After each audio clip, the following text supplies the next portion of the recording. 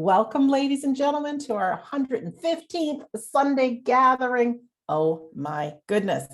Before we begin, I've got a very important question. If there was a happiness meter from 0 being not happy at all to 10 being over the moon happiness, where would you rate yourself right now? Just think about that. Think about it for yourself. All right. Got it? Because buckle up. Our job today on our Sunday gathering is to bring happiness. That is our theme for today. Happiness. Don't you love it? Now, you just saw the video. It can come from exercise. It can come from 30 seconds of a smile and so many more things. But can we generate it ourselves, or do we wait for it to happen? So I'm Sandra Champlain, also known as Hostess with the Mostest. I am joined here by my fabulous friends, Carrie McLeod and Philip Dykes, who are just two of my bestest friends in the world. They're also great mediums and tutors and just fabulous people. We also have a very distinguished guest. Her name is Jane Hemphill. She has been part of our community since we began doing these wonderful things online, and maybe even before that. I don't know, but I have to tell you, Jane, out of everyone who has supported us and the classes and the Sunday gathering, I think you win the award for being the most supportive. Really, you are somebody who makes things happen. You don't wait for them to happen, you make them happen. She is a spiritual warrior. She's just a great person. So she will be doing our address today. Well, with that, I just want to say that the music that I picked for today came from a list of the top 10 songs that make us happy. So I don't know if it's true or not. So we're going to register, after the song, see how that happiness meter goes. See how you feel. Anyways, we're so grateful that you're here. So just stay buckled in, and we are here to serve. So I'd like to turn it over to Carrie for our opening prayer. Thank you very much, Sandra. And what a beautiful theme, happiness. And I didn't know it went to the very core of ourselves. In fact, the bits inside the cells, you learn something new every day. So thank you very much. And as we enter into the Sunday gathering, the theme is happiness. So allow us to enter into that happy space that Sandra spoke of and open in prayer. Great eternal Spirit, today we have joined together in that happy place. Although our lives aren't happy all the time, we offer this 90 minutes that we may come together and join, knowing that that happy place is an achievable place for each and every one of us. There is a choice involved. If we smile and if we think happy thoughts, then we will be happier than what we were before. So let us enter into a Sunday gathering where everything is aimed at proving that we do not die after our physical bodies have gone, that we can choose to be happy than we were before, and that we will find out, I am sure, some details about happiness we did not know before. Amen. Thank you very much, Carrie. And I will be delivering the reading today. And just a note, our friend Darren won't be with us the next couple of weeks.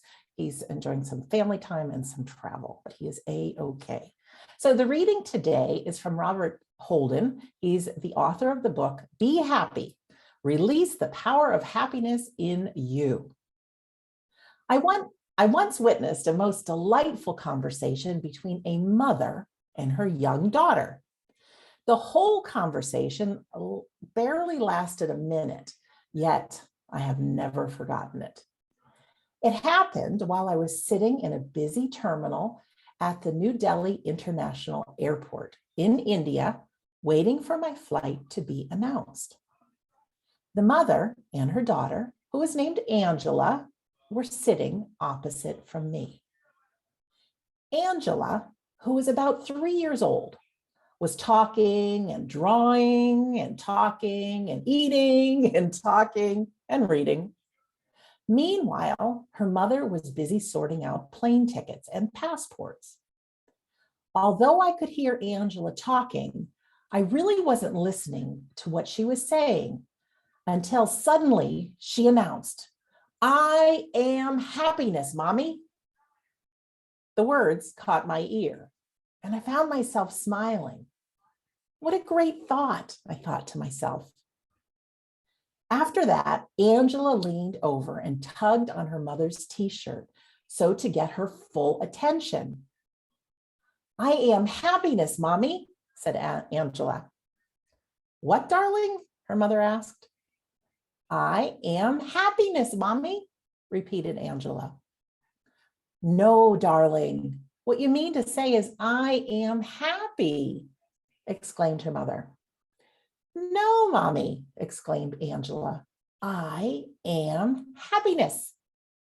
By now, I noticed that several other passengers were listening in on the conversation. Angela's mother noticed also. She was a little embarrassed, but we all just realized how sweet and funny the moment was. So the mother said, I am happy, in a slow, deliberate voice. Angela said, I am happiness, in a slow and deliberate voice. Let's try this again, her mother said. I am happy, said the mother slowly. I am happiness, replied Angela. Her mother smiled. Okay, Angela, you are happiness. Yes, Mommy, I am happiness, said Angela, nodding her head. And that was it. A short and sweet conversation, finished as quickly as it started. But you know, it got me thinking. How would you live your life if you knew you were already happy? Imagine how that would be. Imagine how good you would feel if you knew that your original nature is already happy. Imagine exactly how you would greet each day, knowing that you are what you seek. Imagine how much love and healing you would experience if you changed the purpose of your relationships from finding happiness to sharing happiness. Imagine how fantastic and successful you'd be if you followed your joy and let your happiness shine through. Imagine how you would be. Imagine if, just for one moment, you surrendered completely to the original joy of your true nature, happiness. What a true baptism that would be. Imagine how freeing it would be if you no longer needed the world to make you happy. What a blessing that would be. Imagine how rich you would feel knowing your happiness is not separate from you and hidden away inside some external thing. Imagine how your attitude towards money would change. Imagine how much you would let yourself relax and enjoy each moment if you knew your joy is always with you and not someplace else. Imagine how your attitude to time would change. Imagine how you would be always happy. Imagine if every day you were to let the original joy of your being bless you and refresh you. Imagine if you made the purpose of your life not to get happiness, but to spread happiness. Imagine how much you would enjoy yourself. Imagine how generous you would be. Imagine how kind you would be. Imagine what a great friend you would be. If you lived your life in the knowledge that your being is already happy, you would be free to be the person you came here to be. Being already happy, you would not be afraid to love. In fact, you would probably become the most loving person you could possibly ever imagine. Imagine how that would be. And here's a quote from President Abraham Lincoln. Most folks are about as happy as they make up their minds to be. Well, Jane and I created this theme of happiness a couple weeks ago, and I have purposely been on guard to watch my thinking and watch my mood. And most days I've had to put in the happiness, but you know what? It worked. I know in the past, Carrie has talked about Dr. Emoto and the experiments that he's done with the messages in water and how our different words and thoughts can really shift water. But I want to show you a picture. This is two bananas. Hopefully you can see it. See my two bananas? Oh, you know what? Here, now you can see it. Okay, why am I sharing this? Because, well, bananas are made up of water too. And people all around Japan and in different countries did an experiment, not only with rice, but also with bananas. And they put them from the same bunch, two different rooms, or pot of rice, two different rooms, from the same pot. And they went in feeling happy in one, saying positive words in one, all those good things. And in the other one, negative words, negative thoughts. Well, after some time with both the banana and the rice with the positive words stayed a bright colored, golden, smelled a little nutty when it was opened. And when the negative rice was opened, it was black. Same thing with the banana. The ones that were spoken positively, they stayed fresher longer. And the ones with the negative, well, they turned dark pretty fast. So we're going to go into our healing segment. And the song that I've picked is Good Vibrations by the Beach Boys. So it is positive. But what I'd like us all to do is think about happiness. Think about those times that you've been happy, whether it's the sun shining on you at the beach in some favorite vacation spot, or being with your very favorite person, or cuddling a four-legged furried friend, or being with a child, whatever that may be, a good hearty laugh. Those things that make you happy, remember them, feel that joy. And remember the impact that we can have on, say, the bowl of rice or the banana and water. We can make that difference.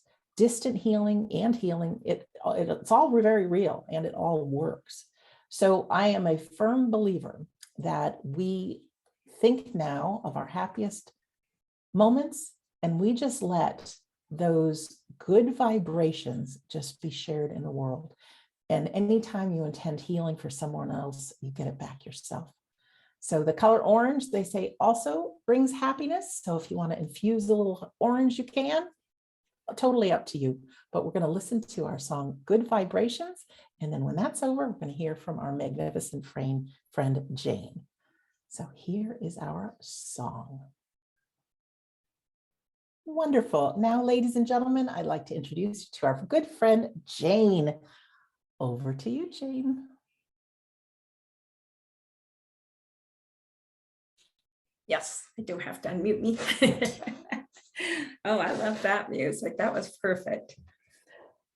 So I just have to say I am so grateful, so honored to be invited to be a part of this. Like I said, I've been doing this for like over 2 years from the other side. And you guys bring me happiness every week. So I've been watching these gatherings since the beginning, as I was saying, a little bit more comfortable for laid back and watching you all.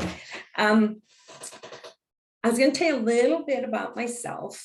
I live in New Mexico in a really small town up in the mountains. So there isn't a whole lot of community for me for any of my mediumship, all that. So I travel about 45 minutes to Santa Fe, and I have found an amazing circle there. And we were meeting in person for quite a while. And then this little virus crept in. So we thought, well, we'll just go on Zoom for a couple of weeks while it goes away, right? Just, it won't be here long.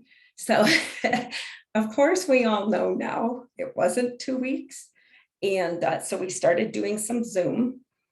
And I got a call from one of them in my circle that said, we aren't going to be meeting for the next 4 weeks because we're all have signed up for this altered states and trance class with some guy in England. And I was like, okay, well, let's do this. And I don't know who he is, but it sounded exciting. And so they gave me Sandra's information to call and get all signed up for Scott's class. So I jumped in that very first class, and it just changed everything for me. It opened so many doors. I met Carrie, Phil, got to know Sandra better, met Darren. I've always been a spiritual person. I have my mom to thank for that because I was kind of raised with that. I never feared death. We never even had a different belief that we did die. It was always what's next, after we leave from here. So once I found you guys, it was like, oh, wow, there's a whole family. So my mom actually took me to my first psychic for my 16th birthday. That was my present. And again, that opened a whole only thing. I figured out that, everything that was natural to me wasn't something I had to hide anymore. So, but I am also the mother of 6 children, and that doesn't leave a lot of time in the raising of 6 kids to work on your spiritual side. So I wanted to share that, how I became a part of the We Don't Die community and family. And it was just learning about Scott's class, which was some guy in England. And I've been hooked since I started. I go every Monday unless I'm traveling. And I even got a chance to go to New Orleans and meet Scott and Darren in person and sit through this. And my first seance, all of this, I know our theme is happiness. All of this brought so much happiness, so much growth. And the big part, I think, for me was getting to know myself. I had never, especially with raising 6 kids, I never would just sit with spirit and myself. It wasn't an option. So through Carrie and Phil's classes and, really getting the discipline of sitting with spirit and just being that first, I always say that's the first place I got to just be me. I didn't have to prove anything. I didn't have to do anything, be anything. I could just be and allow. And talk about happy. I mean, that one just keeps growing and growing and growing. Just trying to think where it was. I think I did say I've taken so many classes with Carrie and Phil, and what has helped me, what is the work in the classes, because I take classes and then I take more classes and then I take more classes. And then I've learned to just sit now with myself and let that relationship with spirit develop and become a part of who I am and everything that I do. So as Sandra was saying, when you can bring happiness to other people, it just magnifies my own happiness so much more. So I said I went to New Orleans and got to be a part of that, got my first seance. I was supposed to be in Scotland this weekend, but we've had fires around here. And so I just felt better to stay put and be present. I do a lot of animal rescue, so I have a lot of creatures that count on me to get them out. And these fires were like 3-4 miles apart, so they were getting close. But with that, we finally been open to do on some little hikes, more in the desert. They're not letting us in the big forest yet, but out on a little hike the other day, and we came across this one cactus all by itself in the middle of the desert in full bloom, just beautiful. And that was after I had talked with you, Sandra, about finding the little things. I would have walked behind, right by that, before the fires, but it was just so beautiful, just standing there in all its glory of, it survived. And I just wanted to talk about what kind of got me excited about doing this gathering with the happiness, because when Sandra mentioned, would I like to be a part of this gathering, I told her I'm just right smack in the middle of a 21-day challenge, and I chose happiness to manifest more happiness in this. And mainly because of all the things going out in that world right now, that we're hearing so much sadness, all this. And I thought, I need to manifest more happiness. And it was kind of like the first, like you were talking, so I can share happiness and not get bogged down with all the negatives and the sad stuff. So yes, I was in the middle of a 21-day manifesting challenge. And my intention for this challenge was to bring in more happiness, but I was shooting for the big things. I had on a brand new car. That would surely bring me happiness, right? Brand new shiny car in my driveway. I also had on my list a beautiful house overlooking the ocean. I mean, who can be happy in that, right? That was like, they said, don't worry about the how or what, just put out what would bring you happiness. And of course, more money. I thought the lottery would be great. I could bring in more happiness that way. And so what I found out through all this was I was waiting to be happy. I think we talked about that. Like happiness was out there. I will be happy when, and I said, we can all fill in the blank. It's like, I will be happy when something happens. I will be happy, when someone comes into my life, when something happens. But what I found through this journey was the journey itself is actually where I found my happiness. I was out, while waiting for these big things to happen, there was so many things that I wasn't noticing. They're just, if you're aware, they're everywhere. Like I said, the cactus blooming, I'm sitting there and my 6-year-old granddaughter just starts giggling just from some inside joke that I'd never understand, but just her giggles brought me happiness. I think we as humans kind of look for that thing, that person, that place that will make us happy. And I think we miss out on so much happiness that's already in our life. We just have to, open our eyes, to be aware, and, be in that moment. I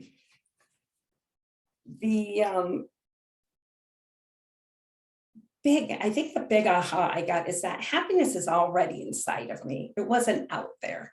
I kept thinking it was out there and I was going to go find it. I was kind of on that mission to go find it, but it's actually inside of all of us, and again, I'm going to go back to some Carrie and Phil's classes where working on self and really getting to know self and finding that joy, that happiness. So I learned that through working with spirit, both in the classes, but also sitting with spirit on my own, really got to know myself and how grateful I am for all the little things. I mentioned my 6-year-old granddaughter, because like I said, kids' giggles just bring me so much happiness, and they can just light up the world and they're happy. I can get them a huge Christmas present and it's the box that made them happy. They play with the box for months. So they don't need the huge things. I have a 60-pound golden retriever that still tries to crawl up on my lap and curl up and fit for my cuddles. And I can't help but just break out in laughter because she is so happy to be laying. I can't make her get down, but I also can't breathe. So it's just so many of the things I don't think I would have noticed if some of the harder thing, like the pandemic, I wouldn't have noticed if the pandemic hadn't happened, on how much I enjoy this community we have here now. I just went along without much of a community. And with the fires, I wouldn't have been so happy just to walk through a forest and see a cactus.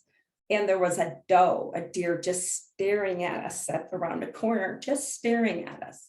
And I don't even know how long we had this interaction, but I thought just such trust in us. And it, again, brought so much happiness.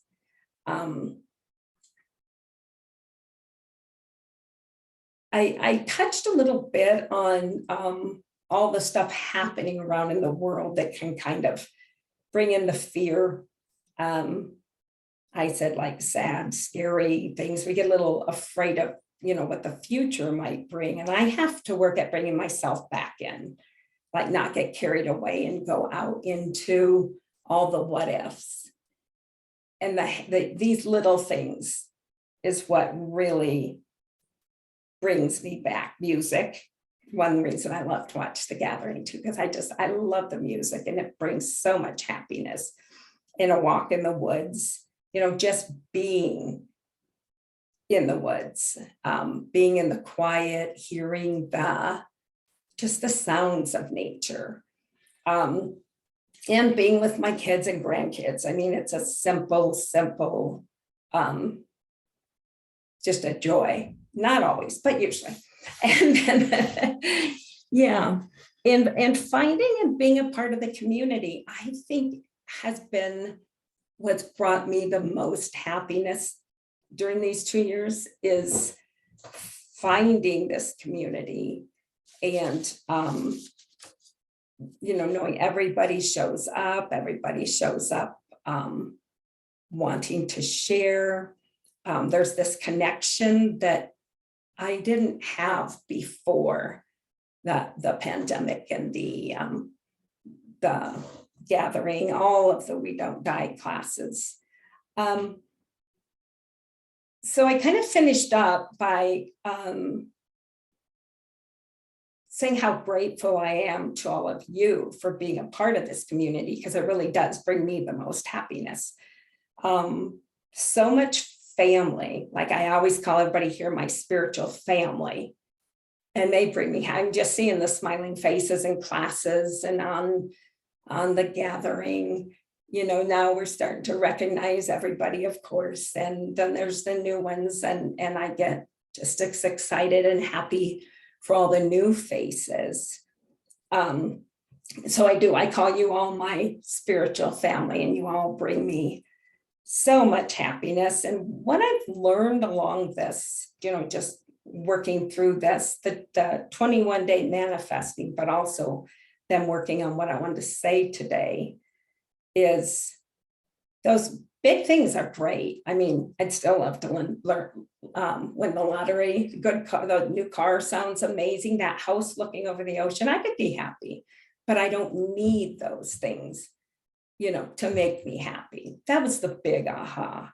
I already have so much that brings me happiness. I just have to be, aware of it, enjoy it, and then share it. So I just want to thank you for including me in this gathering. And happiness was a perfect one for me because that was my journey. Thank you. Thank you very much, Jane. There are no coincidences, that none. This is all perfect. Now, ladies and gentlemen, how's your happiness level? Remember, on that scale of 0 to 10, you feel it moving up a few notches? I know I do. Well, we're going to move on to our demonstration of mediumship now. And we are fully aware that you may be brought to our community because you have a loved one who has passed into the spirit world. We've all been there. We all know firsthand the pain of grief. And well, it may not just be so easy and think a happy thought and boom, you're happy. What I am saying is that and Jane is saying too, if we add in a little gratitude, we think of happy memories, boy, our brain chemistry can really change and it can really lift us and help us through grief. We will give you absolutely everything we've got to let you know that your loved one is alive, well, healthy, safe, and standing right by your side as we move into our demonstration. So they come through subtle messages, subtle feelings. Yes, you might get lights go on and off, but it could just be a subtle memory or a subtle thought. So like I said, we'll give you everything we've got. So right now, as we move into our demonstration of mediumship, we have the fantastic Carrie and Phil. And if this is your first time with us, I'll just run through a little bit how this works. The spirit world really is in charge of our Sunday gatherings. Like I said, no doubt they orchestrate and plan our thoughts and our themes, but they also know who is in the spirit world and who's going to step forward on behalf of our community members. So there'll be a handful of members that are with us today in our Zoom room that will get a reading or have a loved one step forth.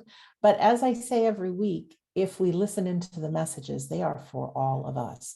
They really are just demonstrations that, hey, we're here, we're with you, we're witnessing the most important times in your life and the little things. We are here, we know what's going on, and we will see you again.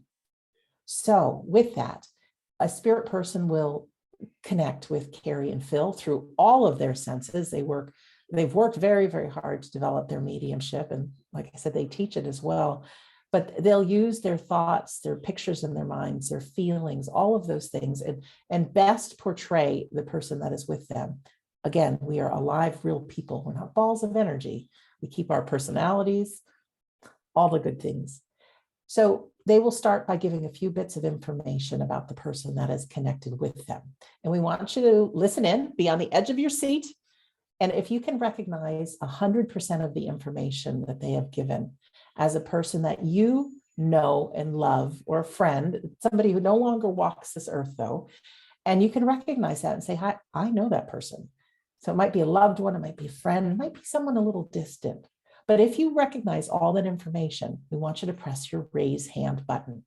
Now, this is the audience participation time. So if you want to find the raise hand button on your device and just press it right now, just see how it works, see what happens.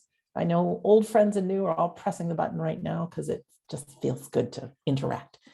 So with that, it'll say lower hand. So you can lower your hand, press that button now. And it may take a minute or two to find out which person in our gathering is the spirit person is here for. And when that time comes that we recognize it's one person, we will ask you to press your unmute button. Now you can't see that button yet because I need to press something on my side to make that happen. If you're the person that works with Carrie and Phil, we ask that you let them do the work. All we need from you is a yes, no, or I don't know with the information they bring. Really, let them do the work to let us all know that they are connecting with this loved one. Okay, don't volunteer any information. Don't give anything away. Just say yes, no, or I don't know. Okay. And then what we like to do is we like to play a song, of course, before our demonstration. Oh, of course, it's one of our top 10 songs to make you happy. If you know the words, you're free to sing it because I think you might. But that happiness from 0 to 10 that I was telling you about, why don't you push it a little bit further towards the happiness? Okay. By listening to our song, by imagining our loved ones all standing around, feeling good, maybe everybody dancing in their underwear. You know how they say that? If you're nervous, picture people in their underwear, whatever it takes. But let's purposely raise that happiness as we listen to our song. We'll survive. And so will we. And I'm at a 9.9 on that scale right now. So hi, Carrie. Oh, you did have me jigging about in my chair. I tried to sit still, but it's just impossible. It's lovely to be here, and I'm sure everybody's enjoying the happiness meter readings, checking in. It's lovely to hear your words, Sandra, and I'd heard about the banana and the rice before, but it was lovely hearing it in terms of reminding us we have to be happy. And Jane, it's lovely to hear you speak about your journey, about being part of our community and about being part of our classes. We sometimes forget that this is a relatively short journey for many people. We've known each other much longer, but for some of us, it's only been just over 2 years. So it's lovely. So thank you very much, Jane, and thanks for taking time out. And I'm sorry you never got to Scotland. It's a beautiful country, but you're doing good stuff that makes you happy. So it's lovely to be here. And as I move my mind to the spirit world, I do know I have a young boy here, and I'm not entirely sure of the relationship yet, but I do know this young boy had some physical impairments that would have inhibited his mobility. I also know that he wouldn't have got into adulthood, and I know that he would have had either calipers or stirrups on his feet, but I do know he was a happy boy. He might have even mean happiness, but I do know he was a happy boy. Does anybody understand this young boy? Thank you, Carrie. And who understands this young boy, if you'd press your raise hand button.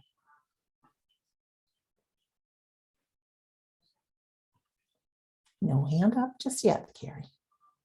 That's okay. It might take, I don't know, I don't feel that this would be a close relative, so people can open their minds to young. Okay, I do know that this young man, he's now young, I do know he's a boy, but he feels like he's trying to make himself a young man. I do feel he passes in hospital, and I do know that somebody here would have visited him in that hospital, and I know it would have been a children's ward, and I do feel I'm in rather a large city hospital. Doesn't feel like it's a tiny little place. Okay, Diana's got her hand raised. Diana, if you could unmute yourself. Hi, Diana. Hi, thanks for letting me on. Hi, Diana, do you understand everything I've said? So far, the one I'm thinking of is very young though, so I'm not sure it's him or not. Okay, but you would know that he would have had either calipers or some sort of support on his legs. Yes. Okay, and he would have actually got to the point where he couldn't run, but he would make a darn good effort at walking fast in them. No. And so did you see him in the hospital, Diana? Yes, I did. And you wouldn't have seen him walking up and down the corridor with these calipers on? No. I do get a I'm sense. not sure it's me. I'm not That's sure it's okay, me. Diana. I'll decide that. Thank you, Diana. Let me just check. When you saw this young boy, Diana, you must have known him quite well. You would have looked after him as well, Diana. No. Okay. No. Let me just see that somebody else out there understands this, Sandra. Thanks, Diana. Thank you. But I do know that, thank you for putting your hand up. I do know that this young boy feels like he would have these calipers, or there's some sort of support on his legs. I'm calling them calipers, but it feels like a support on the legs. And I do feel he has worked through a lot to be able to get this mobility up. Okay, somebody else here understand this? Spirit world knows who's in our gathering today, so don't feel shy and raise your hand. And I don't feel it's family, Sandra. I think this, I get a sense this young boy is reaching out for somebody who might not know they brought happiness into his life, but have made a difference.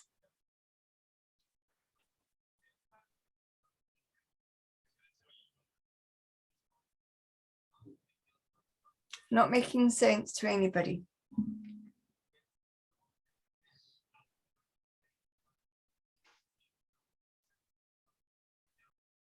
I don't want to change too much of this information, Sandra, because I do know what I'm seeing here.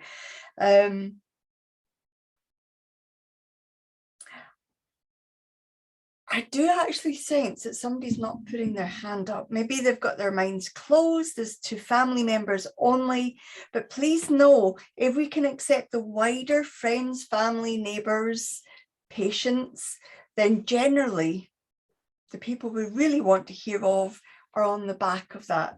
Don't know why it works that way, but I know it to be so. So I've got a young boy. I do feel there's mobility problems there. I do feel like he would have spent quite a bit of time in hospital. And I know that somebody here would have been in hospital with him, looking after him or visiting him. And I know you would have saw him really make the most of life. I do feel he was a little bundle of happiness.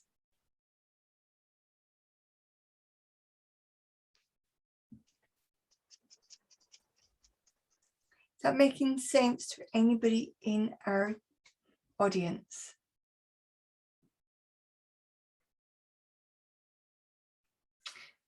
Okay. No hands, Carrie. I'm always very, very reluctant to not do what I should be doing, which is giving the spirit world a voice. And I know what I'm seeing, so I'm really reluctant to change it to very much else. Could I just see if somebody in the audience would have, when they were younger, spent an incredible amount of time in hospital with some sort of calipers or walking aids? Does that make sense to somebody in our, and it would need to be a little boy.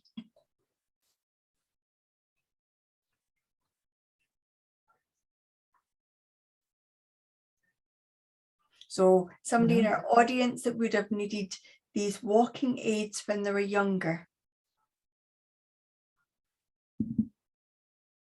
Because I do know I've got a gentleman with me as well. I do know that it feels like dad in the spirit world. But I need this information to make sense to somebody first. So far, no hands have gone up, Carrie. Okay.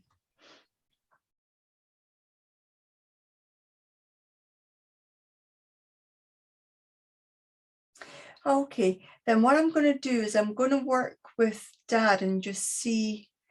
Nope, Dad's stepping back.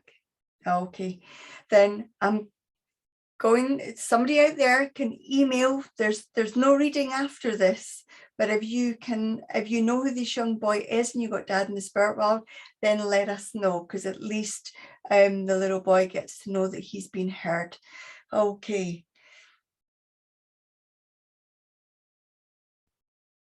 Okay, I do feel like I've got Mum here, and I do feel I've got Mum here, and I feel that Mum passes with a cancerous condition, and I know that this cancerous condition would have started within the torso, but I know that it takes over very, very quickly, and I know that Mum would have had a small amount of time between finding out this illness and actually transitioning to the spirit world. And I know that somebody here would also understand the name Mary. Not saying it's Mum's name, but I know Mary would be very closely connected with Mum. Thank you, Carrie. Okay, ladies and gentlemen, who understands this information? We've got Teresa with her hand raised. Teresa, if you could press your unmute button. Hi, Teresa. Hi. Welcome. Hi, Teresa. You understand Mum in the spirit world? Yes. Okay. And you understand that there was this period of time between her finding out about this horrible illness and her transitioning to the spirit world. Yes. I also know with your mum that she wouldn't have wanted an incredible fuss made, Yes. because the quicker we can get off this topic, the better. I feel like Mum doesn't even want to really speak about it, because tonight is about happiness. I know that your mum would have spoken about times when she was young and times when she chose to keep a really positive attitude about life. No. Then would you understand, Teresa, where your mum would have, everybody has challenges, but I know that your mum would have wanted to keep a positive outlook. That was not her disposition. Okay. Yeah, I'm not sure if I'm. Then, Teresa, would you understand that with your mum, you always kept that positive outlook? I tried, yes. Okay. Forgive me if I've got that the wrong way around, but I know that your mum has this way about her, that she's acknowledging that even at this moment you are keeping that chin up. Yes. I know your mum wants to acknowledge that period of her illness, but before that, I know you said that happiness wasn't her disposition, but I know that your mum must have had a number of things that she did not speak about to do with her family. I'm not sure. Would you know that you found out things about your mum and your mum's family after she passed? No, she passed recently. And you wouldn't have found out things about your mum afterwards from people that were speaking about your mum that brought a different light to her?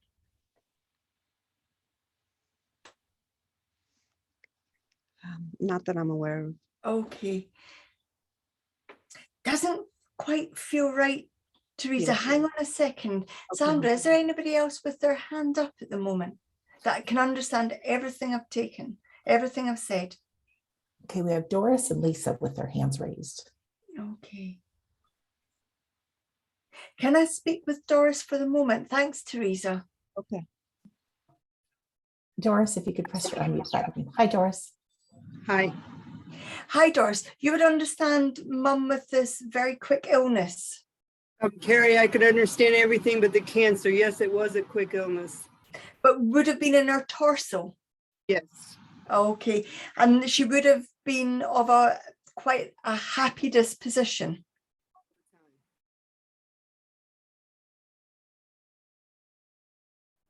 Does that make sense? Yes. Okay. And I get this sense that, because she doesn't really want to speak about the illness, but I get this sense that she had this way about her, that everybody else was to be protected. Yes. I also know there must have been details, Doris, that after your mum passed, that you found out about your mum that you didn't know before. Yes. Because I want to say that your mum is happy that this has been found out. You have been wondering what that might have felt like for your mum. Yes. Because I know your mum is happy that you're okay with the information. Yes. I do know with your mum that she must have had really, really tough times to work through, because I know that all through her life, she must have had to have kept that cheerful disposition. Yes. But I know that towards the end, she would have shared some conversations with you. It's almost as if your mum was getting all of her ducks in a row. Yes. Because I know your mum has conversations that she wouldn't like ordinarily to have. And I know the conversation she had with you, Doris, was about sharing with you what she wanted you to achieve for yourself. Yes. I know that your mum wants to acknowledge it right now that it's incredibly difficult for you to keep your chin up. Yes. And this is your mum's way of reaching out to say, get your ducks in a row. She had a different reason to get her ducks in a row. But if you know what you're looking at, she's quoting an advert to me, the future will be brighter. Yes. It is your mum's way to want to bring that happiness, to want to bring that yellow and the orange. But I also know it is your mum's way, no matter what, to want to reach out to you. Yes. Thank you. You must be organizing just now, Doris, though. You must be getting things in your mind clear and straight, Yes. but for a different reason than your mum. Yes. Because I know your mum's reason and I know your reason feels much more positive and much more structured. Yes. And that's your mum say, your mum had a little nickname for you as well. Yes. I wanted to say it there, but then it just eluded me. But I know your mum would have called you something different. Please know this is your mum's way of reaching out to you and saying she loves you, she's there, and you just keep on keeping that chin up. Thank you, Carrie. God bless. Thank you very much, Doris. Thank you very much. Thank you, Doris. Thank you, Carrie. Okay, I do feel okay, I do feel I have Dad here, and I do feel Dad would have been in the Air Force. And I know your dad is Sandra, but I know that I've seen a picture of your dad, but I do feel this person's dad. Okay, I'm just going to say the evidence and see where it goes. I do know this person's dad would have flown small planes, and I know you were speaking about that earlier on, but I also know that the small plane must have been kept in a private, what's the name of that? Hangar, a private hangar. And I know that Dad would have also had a penchant for old cars. I know that he would have had a liking for old cars. This would make sense to somebody in our audience. Thank you, Carrie. All right, who understands this information? Press your raise hand button, of course.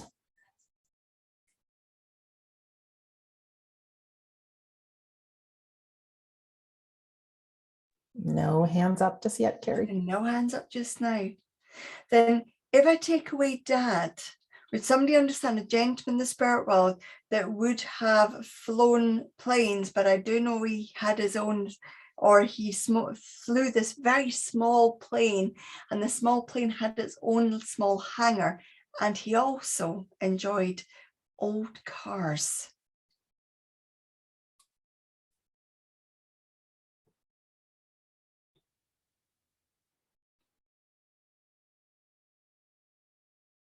Nobody understanding that.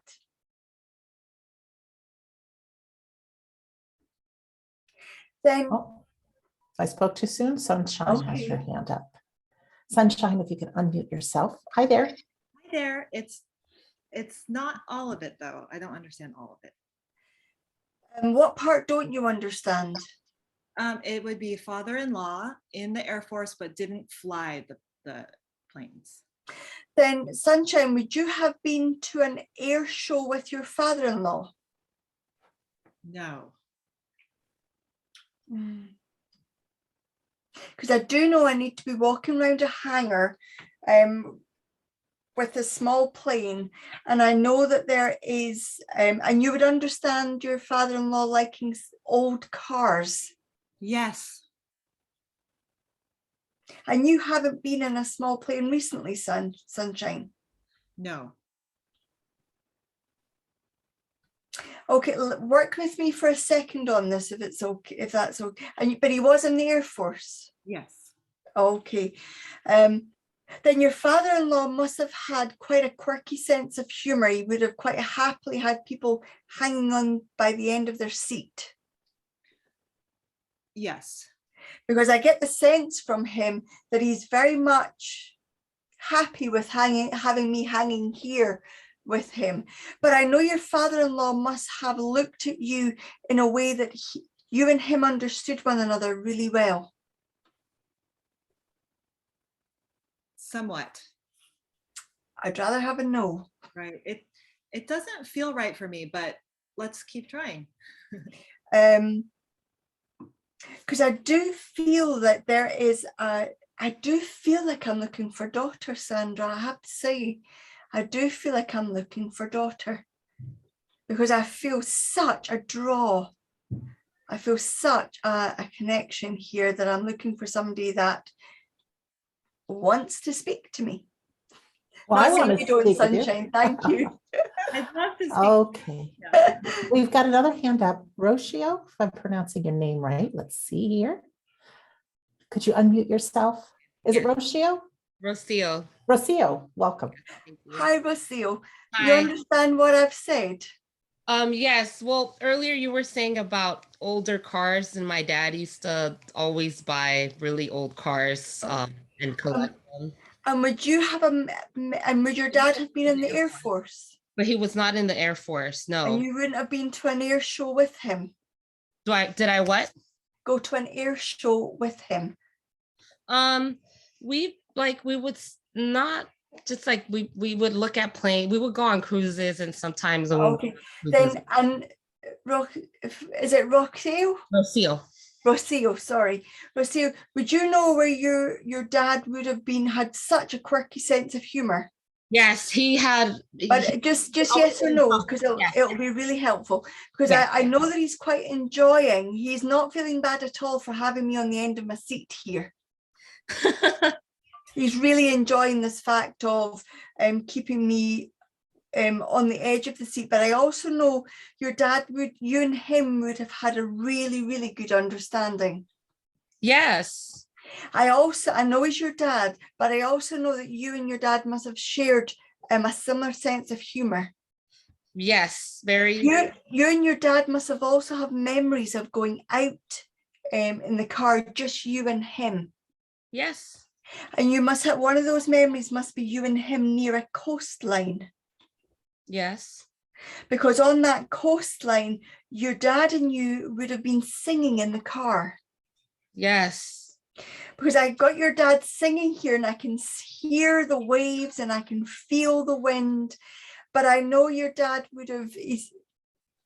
I know your dad didn't have the biggest head of hair for the wind to blow through, but I know he was bald. But I know your dad took a great pride in how he looked. He would say, I have very little hair, but it's combed properly. Because with this, his sense of humor would be, he must have had some sort of joke about what he would look like in his final days. Sometimes. Because I know he's making a joke about him being buried in his best suit. Oh my God. Yeah. He wanted to be buried in a brown suit that we hated, but he loved that color so much. And but I know with that suit, there must have been an additional thing that you and only you and your family know went in that suit in one of the pockets. Yeah. We put stuff in. Because I know that your dad wants to thank you for the thought that went into. You must have written your dad a note as well. I didn't write a note. My sister did. Okay, then please let your sister know that this is your dad's way of acknowledging that note. But I also know what you gave to your dad. You almost didn't want to get rid of it. There must have been a thought of, will I, won't I, will I, won't I? I don't know. Okay, then you would understand that your dad has your dad would have left information about who was to get some of his belongings. He didn't have much of a chance to leave. Okay, then let me work with this for you. There is a young person, you're young, I'm not as young, that would have got part of your dad's belongings that you weren't sure whether they should have got it or not? We haven't really given out. We haven't. Okay, then please know whatever choice is made, your dad is absolutely sure that the right decisions will be made. Okay.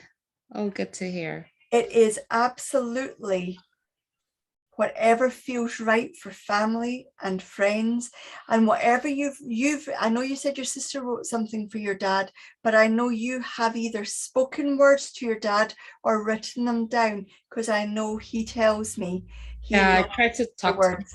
a lot. Okay. And I've been like trying to get into like guided meditations, learn how to communicate. He loves the words you're speaking to him. He is responding. Can you ask him if like last week my lamp started blinking and to the point where it turned off, and I pulled out my phone and I got a few orbs, but I felt peace. I didn't feel scared. So I wonder if it was him. Can you ask if it was him? I have a sense that he will have his own answer for you. Please know that this is your dad's way of reaching out to you. And whatever happens, if you feel your dad close at that time, don't let anybody tell you anything different. Okay. I have a message from my sister. She just wanted me to tell him that she really misses him, and she's sorry she didn't get to say goodbye. Please know that those in the spirit world always hear our thoughts. So I'm so sorry for your loss. I'm so sorry for the loss of Teresa's dad as well. It sounds like it's both fairly recent for you, for both of you. So thank you for allowing me to do this for you. And please know your dad is very, very close. Thank you. Thank you, Rocio. Thank you so much. Thank Carrie. you very much, everybody. I'm going to pass over to Phil. Thank you, Carrie. And everybody stay tuned, because when I make the announcements, we have some great grief support, and we are family. We are. So with rosy cheeks, we have Philip Dykes. Yes, Phil rosy Dykes. cheeks. Kerry's cooking me alive. She's got the heating turned right up. There we go. As Kerry was working, I was thinking of the Mr. Men books and the Little Mrs. books. So Sandra, I want to call you Mrs. Little Sunshine, because that's one of the favorite little ones, sort of thing, because it's all about fun, isn't it? Okay. So I know as I begin to become aware of the spirit world, I know I have Father in the spirit world. I know that he's got a wonderful sense of humor. And I also know that he can entertain people, and I know that this sense of humor where he could tell anecdotes, little jokes that could be very close to the knuckle, and I want to say as well that his humor is a little bit blue as well, but I also know here he would have had his own business, and I do believe where he would have lived at one time would have been like a rural setting, like a little town, little village, and almost I want to say in the middle of nowhere. So I know I have Father.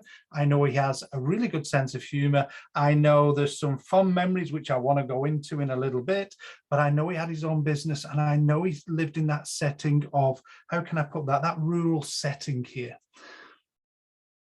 Thank you. All right, who understands this information from this gentleman? Press your raise hand button, please.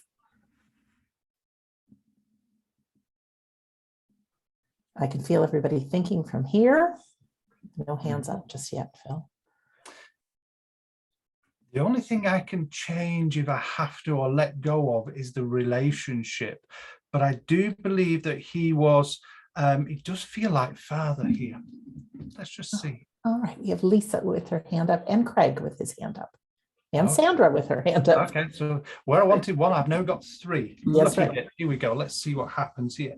But I actually want to say that sometimes, I want to say, okay, I've got you. I actually feel with, and I still feel I'm with Father, that his little anecdote and that could be so close to the knuckle, he could almost slip it's almost like, how can I put this politely?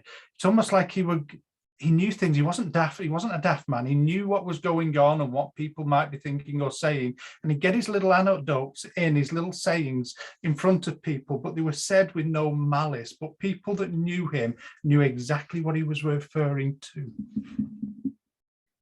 Okay, great. I'm going to lower your hands, and if you can all three take that information, go ahead and put your hand back up. All right. Craig and Lisa. But there's a little bit I want to go to here. I know where he would have lived, where I said in that rural setting. I feel there would have been views of hills, and I actually feel there's either a large expanse of water. I'm not sure if it's a large lake, and I actually feel it's either a lake or, in fact, I want to say it's the sea, actually, so somebody would understand this. Okay, we've got Lisa remaining. Hi, Lisa. Lisa, press your unmute button. Hi, Sandra. Hi, Phil. Hello, Hi. Lisa. You understand everything I've said? Yes, my Yes. father lived on a lake. Okay, because I just felt there's a large expanse of water there. Now, I know, Lisa, I've given you contacts before, and I think it was your husband. So hopefully I won't repeat anything, because I want that little bit more from the spirit world, because I know they're intelligent. With your father, would you understand where his sense of humor was well known?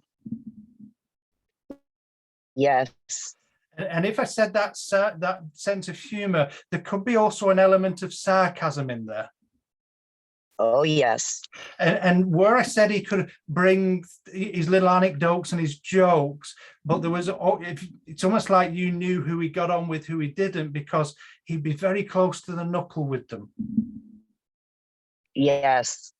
Because I've just got this impression here. Now, would I be right in saying his language wasn't always politically correct? Yes. Because I know here, as I'm trying to describe this, I'm hearing one or two words that I don't want to repeat, but I know he wasn't. I don't want to wash his, this is the funny thing, I don't want to wash his mouth out with soap and water, because I just feel there's no malice in it. It's just the way he is. Yes. Yes.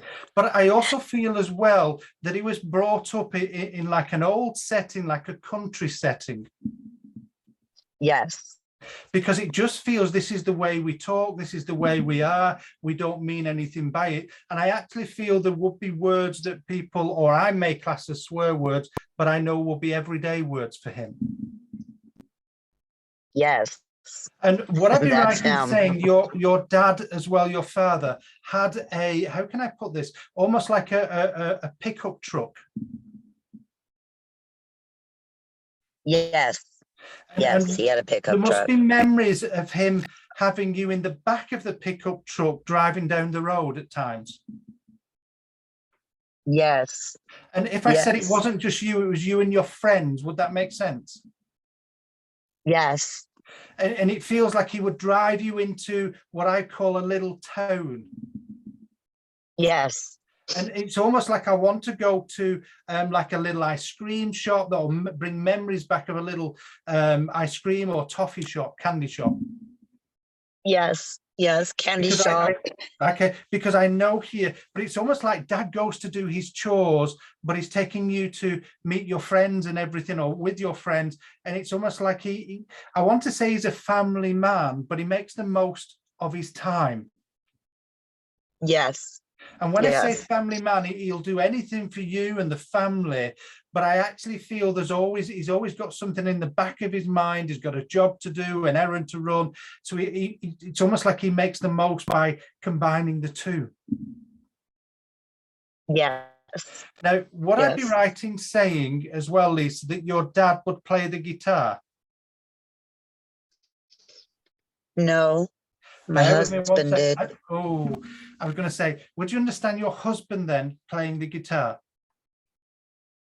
Oh, yes. And if I said he would, and please forgive me, my music knowledge is not great, but would I be right in saying that he played not an electric guitar, but it's an acoustic guitar? Yes. And would I be right in saying he would compose his own songs? Yes. And what I'm going to trust him on this one. Would I be right in saying that he would sing old songs by other people as well? Yes. And would I be right in saying he would sing Elvis songs? No. Bear with me. Would I be right? Now let me just have a look at this for a sec. Would I be right, Lisa? You and your husband would have met at a dance. Yes. And would I be right in saying one of the songs or some of the songs were like Elvis songs of that era, the old-fashioned songs? Yes. Because I know here it's these memories he keeps on bringing back in. But would I be right in saying your husband was part of a group as well, like a band? Yes. And would I be right in saying he would sing at some joints that weren't always the best? Yes. Because he's showing me things from old films where there's wires over the front where the bottles can be thrown and everything else. So I know they weren't the best, but I know these are memories and the making of who he was. But I know he appreciated life. And I know your dad and him are together in the spirit world, making their own music. And I feel that it's almost where dad liked the family together, your husband liked time with you together. I want to say in the spirit world, bear with me, one last thing. Would I be right in saying there'd be memories with your father at campfires as well? Yes. Where people would sing and have a little bit of a drink? Oh, yeah. Because I know your father and your husband are in the spirit world. I can see this little fire and I can hear your husband singing, but I also feel as well there's a little drink or two. And I know it's almost like I want to go to bud and everything else, but I know here it's just those memories they want to bring forward. So I know your dad is here trying to bring that upliftment and let you know he's around. But I still feel, and I can't promise this, but I feel that your husband's still trying to contact you directly. So watch where you hear music playing and there's no radios or anything turned on. It's almost like you think it's in your mind, but it's his way of saying, hello, I'm here, I love you. Thank you so much, Phil. You're absolutely welcome, Lisa. Thank you very much for allowing me to do that. Good. Thank you so much. You're Good, welcome. good. That's fine. Okay. All right. Thank you, Sandra. Welcome. Okay, so I'm just trying to see what's going on here. Okay, I do believe I have Brother in the spirit world, and I know as Brother comes forward, I know Brother was a character. I don't want to say he was a loner, but I just feel that he was a personality and character where a lot of people didn't warm to him. And I know there was influence of substances, as in drugs, with him as well, and alcohol. And I'll get the impression here that he was part of either a gang or some kind of group of people that weren't always the best. Thank you, Phil. All right, who understands this information, please? Oh, Lisa's got her hand back up. Phil. And Mallory as well. Mallory. Hi again. Hello, just bear with me. I know you've put your hand up, Lisa, but I don't feel, just as I was about to speak, it's like zoom. So I know I'm not with you. So thank you for just stay there, though. We'll put you on mute. Let's bring Mallory in for a second. All right. Hi, Mallory. Hi. Welcome. Hello, Mallory. Mallory, get my words out. Put my teeth back in. There's my first physicality. I just feel here, then, you understand everything I've said? Yes. And would you understand with your brother, he would rub people up the wrong way? No. Bear with me. When I say rub people up the wrong way, he was his own person. You either take him or you leave him. Yes, Okay? absolutely. And would I be right as well saying your brother could be quite a character, as in quite funny? Yes. And with your brother as well, would I be right in saying he could, 1 minute he can be the life and soul of the party, then the next minute he can be quiet? Yes. Because I just get this sense here. But would I be right in saying he kept to this small group? Absolutely. Yeah, that's fine, because it feels like one way he wants to talk to me and another way he doesn't. And Yes. if I said that, how can I put this? You take him as you see him. You take his rawness, you take this kindness, you can take his moods. Do you understand? Yes, I do. That's fine. And would I be right in saying he was very choosy who he associated with and talked to? Absolutely. And if I said, if you'd lived a little bit, you were his kind of person, Yes. and you didn't take life too seriously. Yes. Because I know here, I just get the impression, because I've got a suit on, he's like looking me up and down saying, do I trust him, do I not? So I know there was that, Absolutely. that's fine, because I know here, but I also know he could hold his own with anybody and get on with anybody, because he was just himself. Yes. And I want to say, and I know tonight's theme is about happiness, and I want to say in his own way, he was happy just being as he was. Yes. And I want to say in some ways, he was lucky, because it's almost like he didn't care what other people thought. Absolutely. And I know when people weren't happy with him, he'd just shrug his shoulders. He'd be like, okay, Yeah. because that's just who he is. And he's not arrogant or anything. It's just, it's either my way or the highway. And I know, and it's and I want to say even in his earlier life where he was let down a little bit. Yes. And I know it's because through that letdown, he's almost like not given up on life, but thought, hey ho, you know, life is what it is, and I'll just live it the way I can do. Absolutely. Would I be right in saying when you were younger, the pair of you, there was either arguments or fighting over who would have which room? I understand. That's fine. And would I be right in saying, I just want to have a look at something here. Would I be right in saying very early in life you shared rooms together? Yes. And would I be right in saying you bounced from each other's bed to each other's bed? As in jump? I don't remember. You don't remember? If I said he could be an influence on you, Yes. because I just want to mislead you a little bit. I just want to have a fun with you a little bit. I just want you to laugh. And I just get the impression here and now, this is what he's trying to do, is just come forward and make you laugh and just live your life as you're meant to do. Thank you. Okay. I know you from the classes, from the community, but I feel this is the first time I've given you a contact. Is that correct? Absolutely, yes. That's fine, because I know here your brother's got a good way with him, because he just said, thank you for doing that. You're not bad for a suit. So I know he must have placed people in certain Yes. categories as well.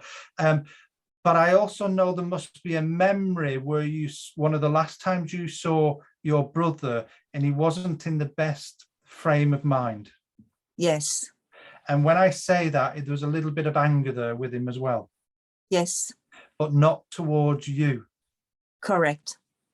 Because it feels like you can do no wrong. It feels like that for him, you were the best sister and almost the best gift of his life, because you're one of a very few handful of people that never judged him. Yes. And I know you tried to help him. I know you tried to talk to him before he passed. Yes. And that he's going to be eternally grateful for. And he wants you to know that he's looking down over you still and your family. And I know he's trying to bring that positivity in.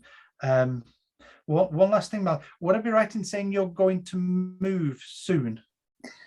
We are thinking of it, yes. Okay, then I'm not telling you where, I'm not predicting, but his words were about moving soon, and I can't change that.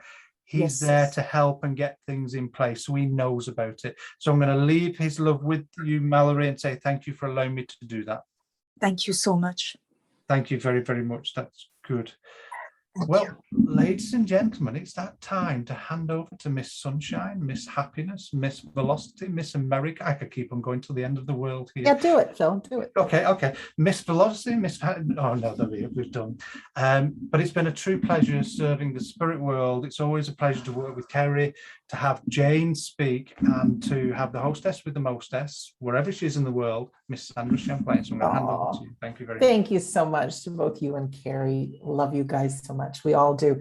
So my mother's got a phrase. She says, don't wait for things to happen, make them happen. And we know there are people that come on our Sunday gathering for the whole thing. We know people that just tune in just before the medium demonstration and they tune out just after. We are all divine souls and we all have spiritual gifts, whether you want to act on them or you don't. So I know we want to be in touch with our loved ones, and I want to invite you, if you're interested, Tuesday, there's a brand new course with Phil and Carrie called Inspired Writing. So it's writing from our divine soul. And also they're going to be doing letters from heaven, and people call these things different things, but to maybe your loved one wants to communicate through writing. I tell you what, they put thoughts in our minds and we brush them off that it's our imagination. And while they may be part us and part them, it's just it would be a wonderful thing to explore. So I'm really looking forward to it. The new Inspired Writing 4-session class on Tuesdays starts this Tuesday. Of course, all recorded, so you don't have to join us live. You'll get the recordings. Also on Wednesday, Carrie and Phil begin their new psychic class. And of course, well, you may not know this, but learning psychic is the first step in learning mediumship, and mediumship class starts on Thursday. Also coming up with Carrie and Phil on Friday, we have a full 90-minute medium demonstration with them. It's called Messages from the Spirit World. And of course, you get the recording as well. But instead of just having a brief time with them on our Sunday gathering, we have the whole time with them. And they're typically much smaller than our Sunday gatherings. They're intimate. We get to see you. It's a Zoom room. So they're really quite wonderful. For our friends that are used to seeing Scott do the demonstration on Fridays, he is traveling. So in that space, we're going to have Carrie and Phil. So there will be no class with Scott this week. Of course, we have classes with him as well, if you're interested in trance and the altered states. Also coming up Saturday and Sunday, for those who need a little extra confidence, I think we all do, but I know learning psychic, learning mediumship, it's not an easy road. It really isn't. And to build up some confidence, this is just exactly what this course is for. It's called Believe in You. So it's 2 days with Carrie and Phil. On Saturday, the 18th, Carrie and Phil are offering a 5-hour class on clairvoyance. All are welcome, whether you're brand new or you're a student that's been with us for a while. And clairvoyance is seeing those pictures. Wouldn't it be nice to distinguish those pictures and how to digest them? What do they mean coming from psychic and mediumship? June 25th, coming up, our friend Sonia Rinaldi will be with us giving the latest evidence of the afterlife through the pictures that she's been taking. And also she's got a file of the unknowns, people that we don't know who they are, but they're showing up in her images. So you're welcome to join us for that. And for all of our students that have been with us, in your library, whether you know it or not, is a copy of my book, which is called We Don't Die, A Skeptic's Discovery of Life After Death. Chapter 10 is How to Survive Grief, because grief is just the hardest thing I'm convinced that we'll ever go through. If you'd like a copy of it and you're not a student, feel free to go to wedon'tdie.com, click on the store button. That's where you can find all these classes that I mentioned, the upcoming Sunday gathering, other things as well. But also you can find my audiobook, How to We Don't Die, and you can use coupon code FREE to put that in the coupon box. And then you can listen to the audiobook, and the written book is also there too. You can get that in a PDF copy. So that's our announcements for the week. But listen to my mother, don't wait for things to happen, make them happen, because you never know, out of your own mouth or your own writing, you could have just what somebody else needs to hear. So yeah, don't sit in the stands, get on the court. And I tell you, it's a beautiful life. It really is. So I'd like to turn it over to Phil for some words of inspiration from his wonderful self. Well, what can I say, Sandra, that you haven't already said about, because actually those words that you've said from your mother about don't wait for life, just get on and do it, I think are absolutely perfect. We've listened to Jane tonight talk about the community and her journey. Well, you're all inspiration to us, and Jane's living proof of that, showing how people have changed and how happy they become through that spiritual development. But as we look at the theme of happiness, We sometimes look or strive for that happiness, and we look for external things. It can be the simple things in life that make such a difference. If we look and we're really honest with ourselves, and we look at us as a child, as a baby, as somebody growing, then we go to school and we learn through fun, through play. And if we look at those simple things, playing with water, playing with sand, getting mucky and dirty with paint on our hands and doing all kinds of things, it brings us great joy. And the reason I mention this, I'm not telling you to go and play in sand. I'm not telling you to go and play in the water. That would be most dangerous. Or play with paint. You can play with paint. But what I'm trying to say is that as we grow up, we lose sight of those fun things, that we seem to be overrun by life itself, what's expected of us. You can tell from the music, you can tell from Jane, really getting to know self and getting in touch with self brings that joy, doing those little things that mean so much. Just recently, myself and Kerry have been paddling in the sea. We've been walking in streams. We've been doing the things, walking down memory lane, the things we used to do in childhood. And it brings us such great joy, satisfaction. So remembering who we are, remembering what is important, and remembering that we can't be everything for everybody, but if we do everything from our hearts and give from our hearts, and that simple smile that Sandra spoke about makes a huge difference. It does make us feel better. But one thing we've talked about, or Jane mentioned, is that epidemic of COVID. Well, let's start our own. Let's start that epidemic of a smile that can reach and touch everybody, make somebody's day. It's hard to think in this day and age that somebody doesn't have interaction with another. A simple smile from you, a stranger, can change their world, change their day, can make those endorphins rush within their body, feel gratitude, feel that emotion and love for life once more. You can put a skip back in their step. Such things as opening a door, such things as just saying hello can make a huge difference. So happiness starts within. So let's start right now doing those simple things that make us happy, making those simple things be a great joy. Remembering to smile, remember to smile and be kind. As Kerry would say, be the kindest person in the room. Now I'm going to pinch something from Elizabeth, our Queen. There was something played today that said on her coronation, where she spoke the words, I can't lead you into war. I can't make you the laws of the world or the land. But what I can give you is my heart. I can love you. I can cherish you. I can just be the best that you need me to be. That's what we need to be, ladies and gentlemen, the best that we possibly can. And you know what? If it's not perfection, then know that your imperfections are perfection. And just live your life and have that smile on your face.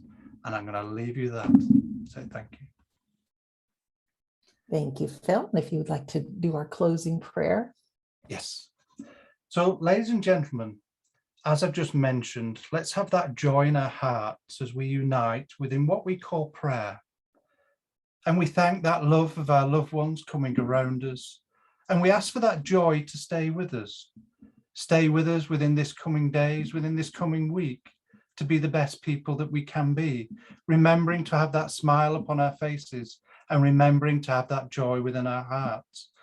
But remembering when those days might rain, that we may skip within the puddles. We may make splashes for others to follow. Let that child within you be free and enjoy life. It's here where we've all joined together, creating an important feeling, a feeling of joy. Let that joy spread within this world and help every one of our brothers and sisters out there, those that we may not have met so yet. But most of all, Father, we ask for that love within our hearts, within our minds, and within our souls, to be the best that we possibly can be. And it's with that we accept who we are, that true authentic self that can lead by example, lift others, be kind and share love, and know that we're all together in what we call life. Amen. Thank you very much, Phil. And we're not done just yet because we've got another one of the top 10 happy songs coming up. But before that, I want to just a really great thank you for being here today. Of course, thank you to our friends in the spirit world. Thank you to Carrie and Phil, and to our special guest, a great friend, Jane. We love you. We're so grateful you're here. So a little story about our closing video. You know, we came together to form this community called the Sunday Gathering. Well, many years ago, someone thought, well, I'd like to form a community of people that like to sing. So in Toronto, Canada, Choir was born. Well, during one of their brainstorming musical sessions, they said, well, who would we really like to have sing with us? And someone said, Rick Astley, you know, never going to give you up. So they did a video, a shout out to Rick Astley, and invited him to come sing. Well, guess what? Rick Astley saw the video, and what did he do? 2 weeks later, here he is. So here is the video.